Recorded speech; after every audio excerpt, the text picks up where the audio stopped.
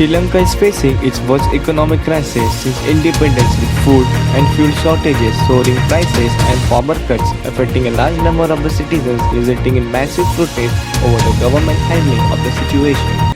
Sri Lanka has been holding talks with the IMF to set up a rescue plan, but in progress depends on negotiation on debt restructuring with creditors.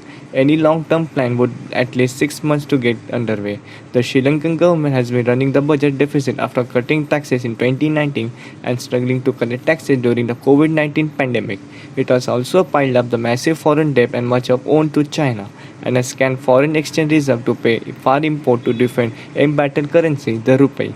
The violence grabbed a day unrest that saw PM Mahinda Rajapaksa quit amid crisis protests has hit government handling of the economic crisis, but it failed to assure demonstration who attempt to storm his official residence while he was holed up inside.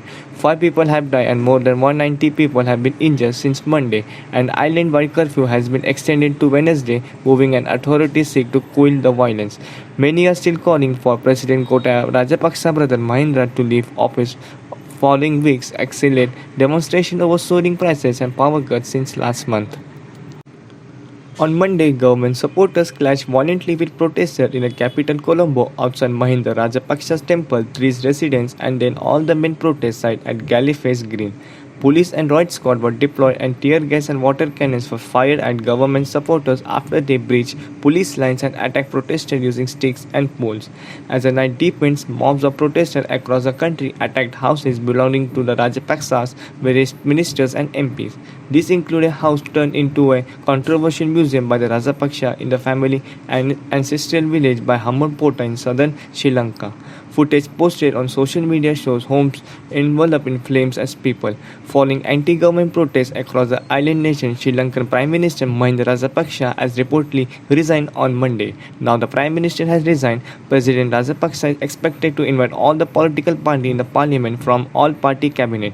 A curfew has been imposed across Sri Lanka after supporters of the country's ruling party stormed a major protest in Colombo, attacking anti-government demonstrations and clashing with police to tear gas and water cannons to drive them back. Police fired tear gas and water cannons and declared an immediate curfew in Colombo, which was later widened to include the entire South Asian island nation of 22 million people.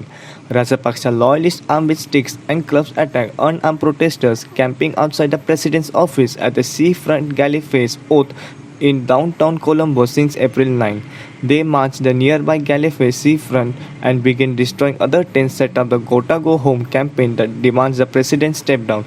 Opposition MP Sirajit Premadas tried to move into the area after the clashes, but they under attack from a mob and his security staff him into a car and drove off. In April, the country announced its defaulting on 51 billion foreign debt.